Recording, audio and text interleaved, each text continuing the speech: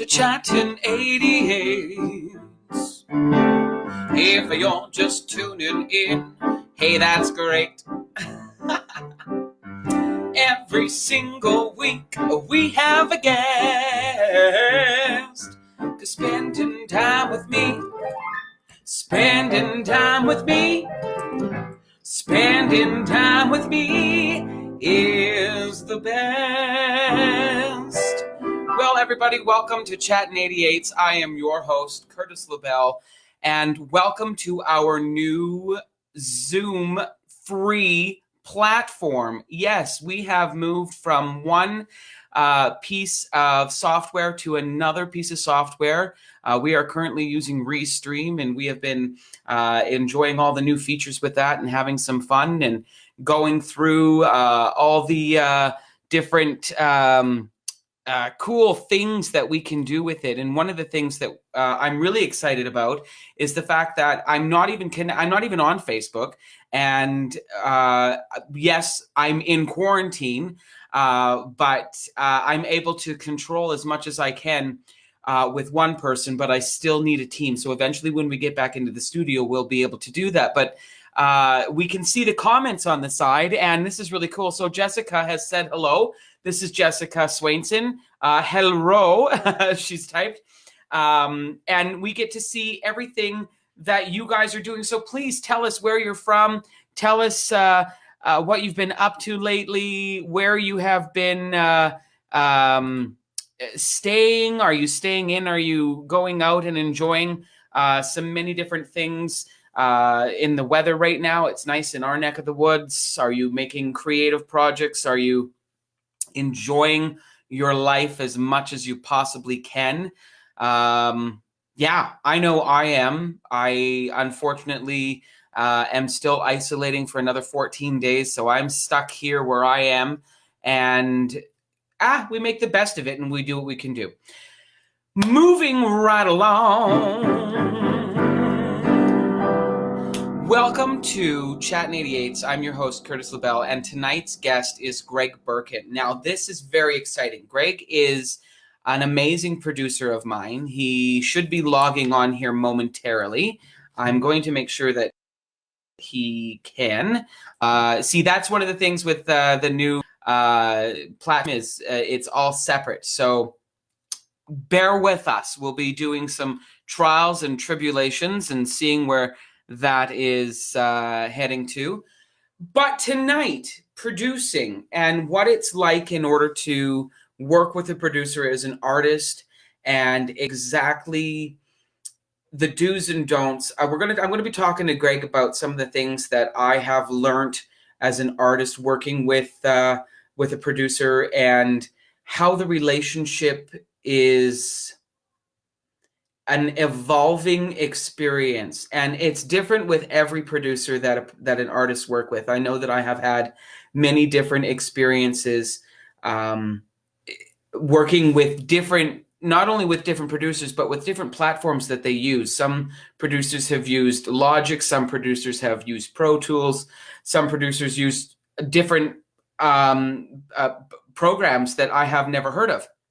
And so we're going to be talking about, is it the producer or is it the program that makes the product to be better? It's all part and partial, and that's one of the things that Greg is going to clarify for us today, and we're super excited about that. Plus, I'm going to talk about some of my experiences with Greg. I've had some some learning curves being an artist, going into the studio, having a set idea of how I want a song to be, and just exactly what I thought it was going to be. And then, of course, what the producer thinks as well, because that's extremely important too. And it's going to be a step-by-step experience, and every experience is going to be different. And then it's very important that you take in the education that you can learn from that and apply it to the next time that you go into the studio. I know it can be detrimental to an experience. It can be exciting. It can elevate you to the next level. And sometimes, in certain cases, it can make you not want to ever get into a studio again. So it's how, do you got the cojones in order to keep going, get back on the horse, and take what you've learned from one experience working with a producer or a studio engineer or a music supervisor that allows you to, take their knowledge and move on to the next experience. Normally, if you're just tuning in and this happens to be your first show, we would originally have had a guest as an artist. Pardon me, excuse me, who would be singing a song. And normally we would, I would sing a song and then the guest would sing two songs. But Greg is not a singer, or maybe he is. I don't know. We'll soon find out. He definitely played saxophone. He did play saxophone on my last single, You Found Me, or a couple singles ago, which was very exciting. So if you haven't heard that, please go and follow on Spotify. You can listen to You Found Me and have listen to Greg play the tenor sax. I think it's the tenor sax. We'll have to confirm on that. But just we're going to go to a quick commercial here, and I am going to see if I can get Greg to join me. I'm going to play you guys the last quick little video that I uploaded on YouTube. This was actually from Greg's studio.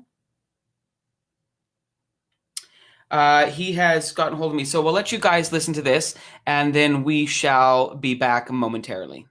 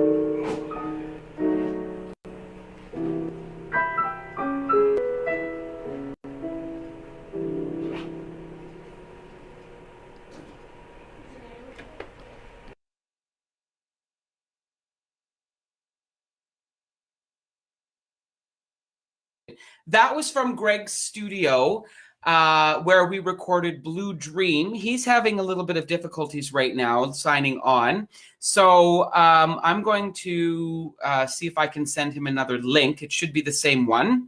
But that what you just saw was in between takes. I was with our team last year. No, it was last year, the year before that, actually. It was before COVID. Oh, the days before COVID, how exciting that would be.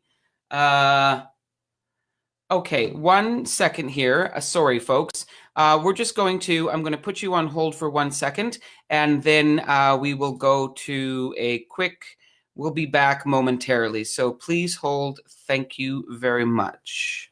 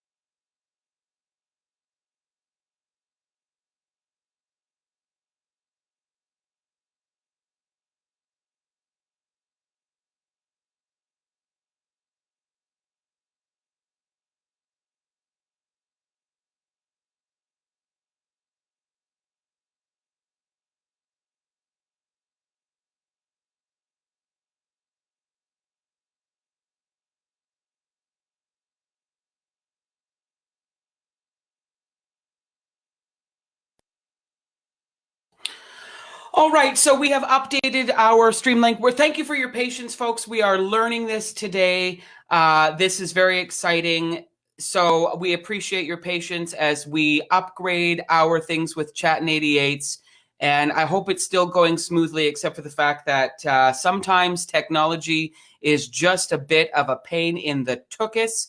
If you're just tuning in, yes, maybe we should sing a song. Oh, Greg has arrived. Let's bring him in, ladies and gentlemen. Here is Greg. Hello. How are you? Oh, I'm doing good. How are you? I'm great. Clearly, I guess we needed to redo the stream link again. So, again, thank you for the patience and welcome to Chattin 88s. We are live on Facebook. Awesome. Yay. Thanks for having me. You're so welcome. Okay. I was just, I was explaining the relationship between an artist and a producer, and how important it is to have an open mind whenever both parties are working together, especially for the first time, as it does get easier, I think, in my opinion, now that we've worked together a couple times, and the evolution of the process. But before we get into that, Greg, give us a little bit tell us a little bit about you, where you started wanting the idea to be a producer, and why is it important to you to be a producer? I think it comes down to for quite a long time I just wanted to be working in music, and creating my own songs and then helping other people write songs, and just kind of evolved from doing live sound, moving into the studio and creating songs in the studio, and just doing something else besides music has just never been an option for me, right? So it's just trying to find something you love doing, and I just really love the process of helping other people also achieve their dreams. So yeah. So okay. Well, no, I mean, and that's helping the dreams of the artist that wants to, and that's really cool. But it's not an easy process, because you'll often find, now correct me if I'm wrong, but I know for myself working with you, I've walked into the studio, and now I've personally worked with a few different producers and things like that, and it's always a different process. But because one of the reasons why I like working with you as a producer is I bring something to you. This is the song, and I have an idea of where it wants to go, but the collaboration process between you and myself has turned the songs into something in a direction where I might not even think it needs to go, or where it evolves into the direction. So what is that like for you when you have an artist come in and go, this is the way it's going to be, and then you present in a humble way what it could be, and then it evolves into something else? What's that process like for you? Yeah, well, it's usually trying to figure out what an artist wants. If I'm in the role as a music producer, it means that an artist comes in with their idea, their song, and they want to collaborate and actually see where it can go, where it can live. Some people come in like, here's what I want to do, I just want to record it, and then I'm just a recording engineer, right? But as a music producer, my goal is to hear what you would bring, and hear what you want to do with it, but also imagine, okay, what does the song want to do? Like, often when I hear a song, it's like it kind of writes itself in a way, right? Where you can go many different directions, but it's also finding, okay, what's the best for the song? What elements do we need to do? What kind of soundscapes can you add? What kind of arrangement is best going to serve the song the best way? You know what I mean? Yeah, I know what you mean. What's the difficult parts of that as a producer? So, like, how do you get the message across to the artist if the artist is very square in what they want to capture onto I mean, let's be honest. I've come in the studio going, no, it's black and white. This is what it is. I mean, I've been uneducated, and I'm like, this cannot change. And yet by the end of the week that we're in the studio, it's totally different, and I'm all happy like a clam. You know what I mean? Yeah. Well, I think it really comes down to being open to trying different ideas. I'm a firm believer in collaboration, and you come with your idea, and I'll bounce some ideas off of you, and that sparks something with you that bounces an idea back to me, and I'm like, oh, and that this back and forth, this constant back and forth, and when you're open to let your song be worked on, that constant back and forth, without getting your personal feelings in the way, can really help create something a lot better than the initial result. So this constant bouncing an idea off of you, bouncing an idea off of me, and back and forth, and you end up way down the road. And I think almost every case I've ever worked on, it's always ended up significantly better than if you just do it on your own by yourself. Yeah, I know you can only go so far with your, and that, again, that's the importance of collaboration. And I think that's one of the pieces of the puzzle that makes the magic, come into place when it's a time to get into the studio. And normally there would be a team. There might be a music supervisor. You need to capture the specific sound. And speaking of sound, give us the importance of, we talked about this just before we started the show tonight with you, about the engineer and the producer, etc. And now kind of they're one and the same. For a lot of reasons they're one and the same, mostly because of expense and finances and time Mm-hmm. commitment and all of that. But can you explain to us the major difference between an engineer and a producer, and then of course, what are the similarities and how they kind of overlap with each other as you do both roles yourself? Yeah, well, a recording engineer, their primary goal is to make you sound good. So if you're singing, getting the microphone and getting the best sound out of that microphone as you can get. If you have a drums, it's miking up the drums, and getting the best sound for that recording as you can possibly get. So that's a recording engineer. It's literally just you're recording the source material. A producer is more of a creative role where if it's a separate role, the recording engineer is doing all the technical things. The producer is sitting there just listening, like, how can this be better? What kind of arrangement we could do? Oh, how can the guitar player play this part in a different way that better fits the song? What options for drum beats do we have, or fills, or different grooves that the drummer can do to make the song sound better? Um, so that's more of what a producer does. So it's kind of separating the technical from the creative more so, and bringing it together as we've been doing, just myself doing both. You have to kind of think in two different worlds at the same time. You're thinking, I need to get a good sound from this guitar, but I wonder if this part would sound better. I wonder if he could play it differently, or if we use many times like, here, try this guitar because this guitar has a different sound to it that may fit the song better. Yeah. Right. What's the most difficult thing for you as a producer when you're dealing with an artist? A new artist that, Hmm. let's do this for example. So what's the most difficult thing for you as a producer when you're dealing with an artist, that new artist? You've never worked with them. How do you approach them? And if there's something difficult, how do you move around that so you can achieve the goal that you both want to? And then the second part of the question is, what is your a process to deal with a difficult artist who you've worked with a few times over now because you like them? So we're But talking about you. when I say difficult, I guess I mean in that creative barrier. Um, the most And yes, important I'm one speaking about is, me. yeah, the most important thing is learning how to communicate to that particular artist. Because everyone communicates differently. Nothing to do with music at all, but just people communicate in different ways.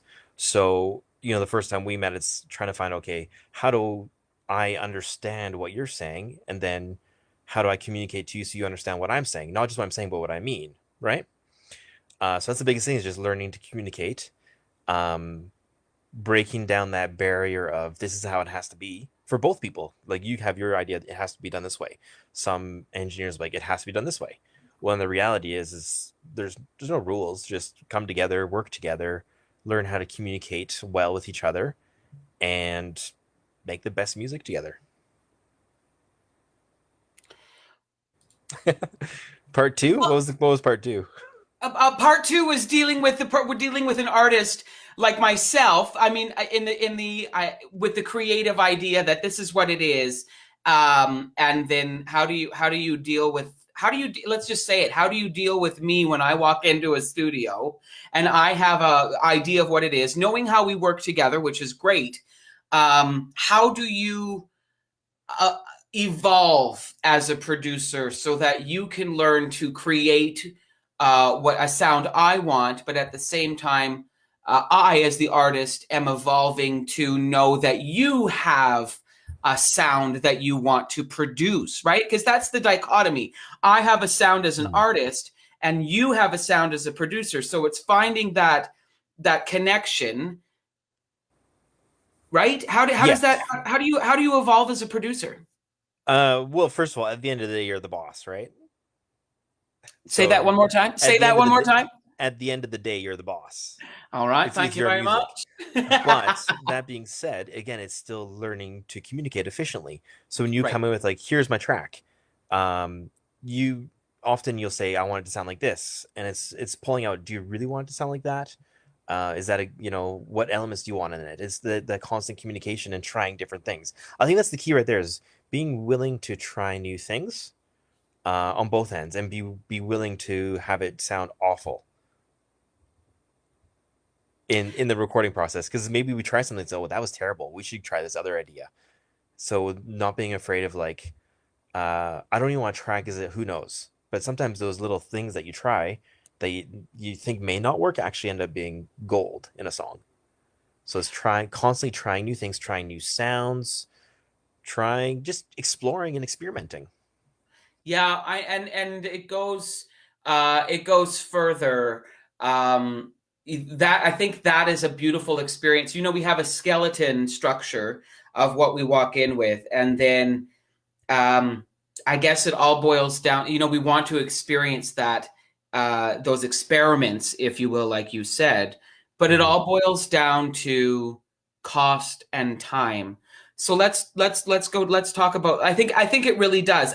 Yep. Unless you have a relationship where you're with that artist and that producer together, and you're like, okay, let's put this extra time in because it is what it is, and we want what's best for the song. Again, what's best for the song. Mm-hmm. But in the real world, I guess, if you're a mainstream artist and you're paying thousands of dollars to get into a studio, it's extremely important to know what you want as a creative and as a team. And that's why you find a lot of artists work with the same producers in a collaboration for many times to come through. Mm. Um, how has the financial um, what's the word I'm looking for? The stability of the financial world right now as artists. We're not doing shows. We're not making a lot of money. So You're all how are broke. you? We're all broke. It's true. How are you working with the artist in order to ensure that they are succeeding to the best of their ability by creating those um, great songs, if you will? um there's a few I'm working with, and I think it's always about trying to build a long-term relationship, as you said, right? Because that's what leads to getting more efficient and getting better materials. When you're working with the same person over and over, you start to learn each other's ways of working. So it's for me, it's often an investment for the first song or two. Like I'm investing my time, knowing maybe the full budget's not there, but I'm investing, saying, okay, I know this is going to go somewhere. I believe in this music. I think it's great and has potential. So it's at the beginning, it's me taking a calculated risk. Like, is this worth my time to invest?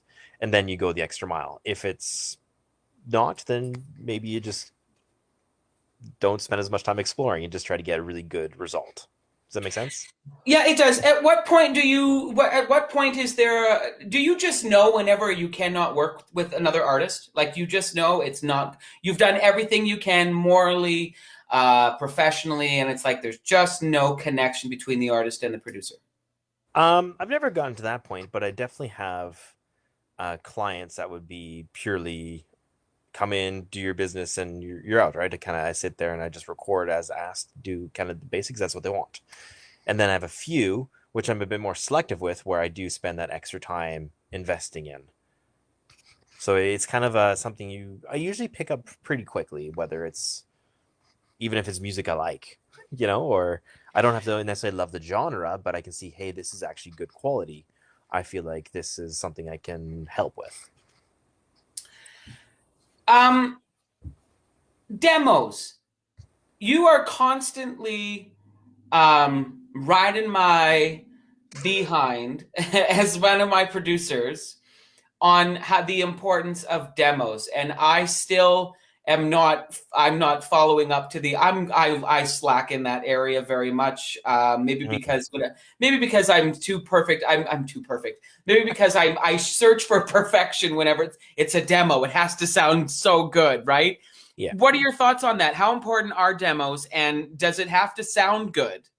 Uh, Very important. And no, it doesn't have to sound good. I think the purpose of a demo is to start the conversation on arrangement of a song. If there's any, it reveals if there's any flaws in the songwriting or something that could be like, hey, this is something we need to address. Or some people, it's like, hey, you have an extra beat here that doesn't make sense. We should change this part so it makes sense musically. So just kind of getting a good feel. It really saves a lot of time instead of spending that a day in the studio where you're paying a little more to figure out, hey, the song needs a lot of work before we actually start recording it. Versus if you send a demo, I can listen to it, and like I can give you some feedback. It's a lot more efficient to actually get a good foundation before you actually start recording. How often how much in advance do you in want to have a demo so that you can like have the ear refreshed and listening to it and get it into your system? Um, I mean, not too far in advance, but not too quick, right? The biggest thing is, yeah, you listen to a song and let it sit for a while, listen to it again, and you see if you have the same opinion or a different opinion of it. Um, but it's always good to have something, even days before just to get some ideas out. But I wouldn't say 3 months ahead is probably too long because then you're already not even thinking about that song by the time you get to recording. But a week or two is always good. Right. And it'll evolve, at its own pace for sure. Yeah. Let's talk about equipment.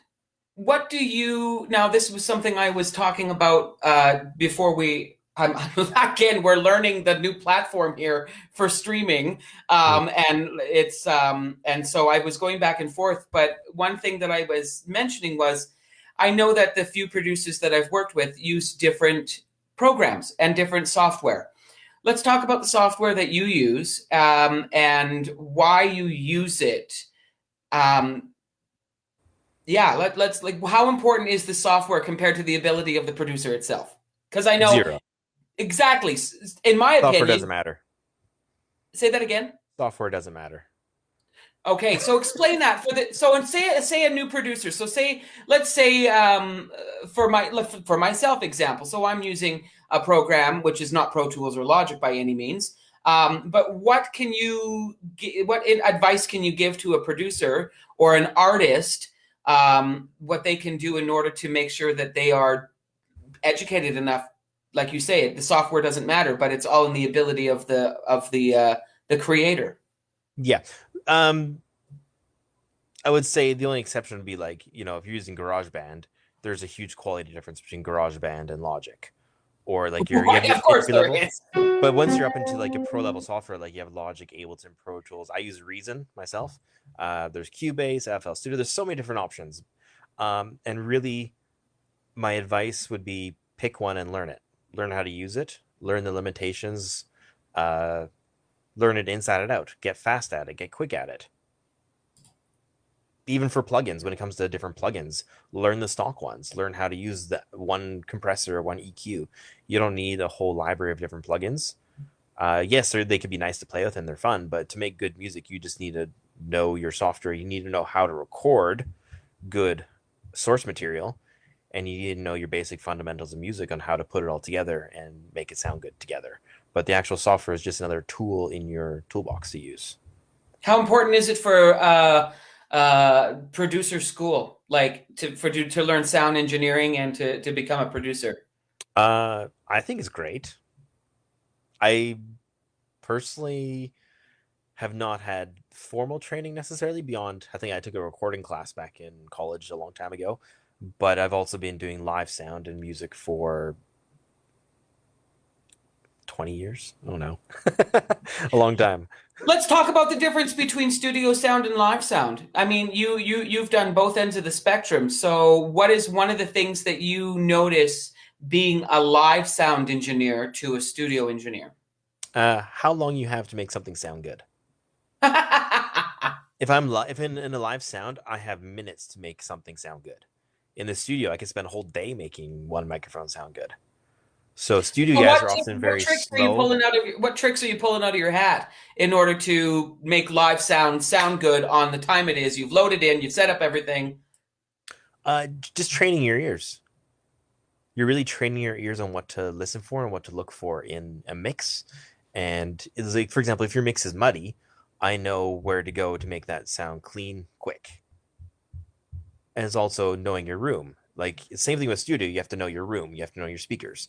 If you're in a live venue, I'll walk around the room and hear how it sounds in the room. Uh, yeah, because every like if you play a song in different rooms, it's going to sound different everywhere you go. So it's just taking the time to learn the venue you're in or learn the studio you're in. Um, yeah, and then learning basic principles of audio and frequencies and learning to train your ear on how to pick those frequencies out quickly.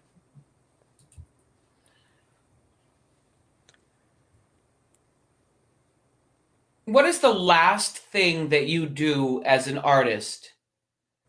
And I'm going to call you a producer is an artist as well, if you will, in my opinion.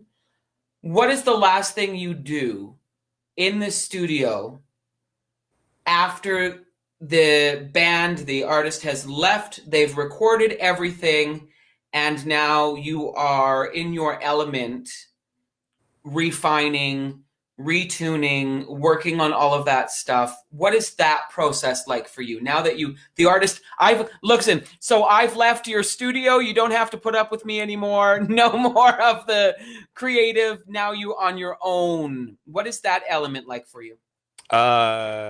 Peaceful. No, like when you're there, you want to hear a basic mix of the song, so you have to be quick to get a rough mix, so you get an idea of what the song is going to sound like. Once that process is done, and I'm sitting there, I'll go and just tweak everything. I'll check every single EQ, make sure it's sounding good. I'll check every single compressor. I'll check all the edits. I'll dial in. A lot of what I'll do is I'll dial in reverbs and delays on vocals and other like drums that need reverb. Spending the time to really dial those in and fine tune. It's really going through every part of the mix and just fine tuning it to get the best you can out of it. How often are you like, and then of course it's sorry, not how often, but then it's necessary if you need to have to do punch-ins, have the artist come back in, redo the vocals or anything at that point. That would be the moment for that, right? Yeah, it really depends on how much time we had in recording. As we learned, if you take things too quickly, you'll find it later, and you have to go and punch it in and redo it later. So I think that really stresses the importance of actually taking your time to get your source material. As a recording engineer, taking the time to really dial in that and making sure, like for a bass part, make sure you're nailing that bass part from the beginning, so you don't have to go in and punch it in again later. Right. Time management all Time around on management every level. and setting. I think it's setting the right expectations with time, as we've learned to do. Right, you'll have Hmm. one idea of how much you can accomplish in a day, and I'll have another idea. And then when you're bringing in other individuals like a band, they may not have the same time management as you have. Right. So it's It's really such it's such an experience. And again, I think it's um getting into the studio and working on actually capturing the element of the song and what it means and capturing the essence, the purpose, the reason, the why. That is all, again, collaborative and one of the most important things as a team. How hmm, long have you been producing, Greg? a while. um, I would say like seriously doing it for other people, I've probably been doing it for, might be pushing like 10 years now, actually. Yeah, 10 years. Wow. So, what's been the biggest takeaway for you as a producer in those 10 years? Communication. That's it. What have you learned No, about it? just the importance of actually taking the time to set proper expectations, getting on the same page, not just musically, but getting on the same page with, okay, here's what a session's going to look like. Here's what time we're starting. Here's how long we'll go for. And it's something that you always fine tune every single project. You find out, okay, here's some things I could do better next time. So just fine tuning that. And I have really learned also allowing time for the creative process to happen. Sometimes you can't rush creativity. Sometimes things go quick, and sometimes they just need that time to breathe. And breathing is an extremely important thing I have found in a studio to make sure that all stress levels are down. You want to be calm, cool, and collected whenever you're in the studio and focused, focused, focused, focused. Absolutely, focus is a big one for me. It's there's time to have pauses and have little breaks, shake it off, have some chats, have a coffee break. But then when you're working, you need to focus, get to it. Uh, yeah, business time. So, really quickly, coffee. Talk to us about coffee. Why is Oh, coffee so important to you? we can go on for days just about coffee. We'll find that. We'll find the right roast for me. We will. Oh yeah, we'll get And there. then we'll label it Curtis LaBelle roast. Definitely. Maybe that's what we should do. We should have a roasting of the everybody should roast me. That Have a would be roast. right. That's a Have a good way to roast. release your new specialty coffee roast. It's by having a roast. I think that's a great idea. We should do that. Greg, I think that's out for us here about time. And really quickly, if you could give us some advice for that young musician, producer, artist that wants to start building their own little studio in their house, in their basement, in their garage, whatever. What can you tell them so that they can get off on the right track and start to produce some great quality music? Um, Make your software and learn it really well. Get some decent quality gear. It's not very expensive to get good quality these days, but don't go for excess. Just learn what you have and learn it really, really well. And then I would say just be consistent, practice, constantly try new things, try to learn from other people, watch lots of YouTube videos because there's tons of resources out there. I constantly watch YouTube and to learn new tips and tricks and see what other people are doing. I don't think anyone ever reaches their like perfection. It's an always learning process. So constantly being willing to learn, having a humble attitude, learning from anyone who comes through your door, and just having fun. And may I add, make mistakes. Yeah, Because some of the best forms of some of the best things in music come from mistakes. yeah. Learn the rules and then break them. Right. Right. Absolutely. I think that's all around. Chattin 88s has had a great time with you tonight. Thank you for spending your time with us this evening. We appreciate you. We love you. And I'm sure we can go now. Normally, we would be interviewing an artist where we can follow you on Spotify. But if we wanted to get a hold of you and there was somebody who wanted to record or have you as a producer, where can we find you on social media? Facebook, GB Music and Sound. Instagram, just Greg Burkin. Website forthcoming. Forthcoming. Fabulous. We will make sure that we share that information. And again, if either one of you out there would like to watch a video, we did Blue Dream in Greg's studio and did the music video. Then again, so I know we can go on and on and on, but how important is it not to film a music video and record in the same day? Oh my goodness. One for the books, right? One for the books. It's all about setting proper time management expectations. Try not to do too much at once. Yes, You as we learn, you learn, live and learn. you learn, and you also try. So Rome wasn't built in a day, if you will. Yep. All right, Greg. Thank you so much, and we'll let you bow out, and you can have a fabulous evening. All right, thank you. Thank you so much. Oh my goodness gracious. This has been an absolute blast, everybody.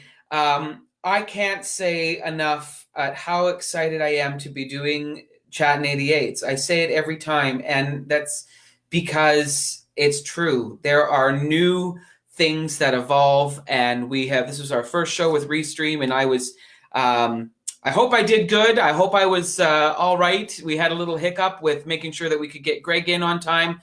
We pulled out a commercial, learning out all the little tips and tricks with the program here.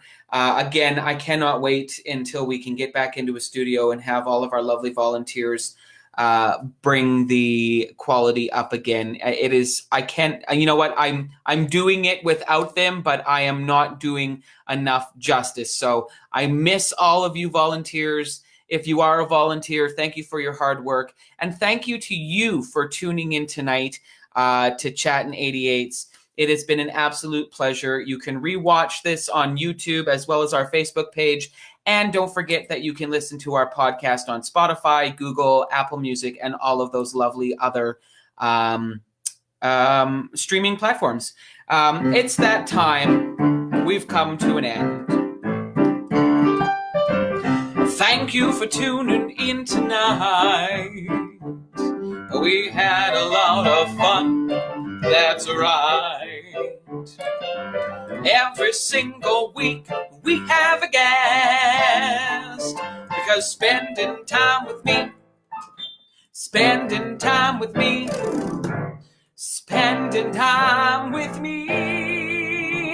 is the best.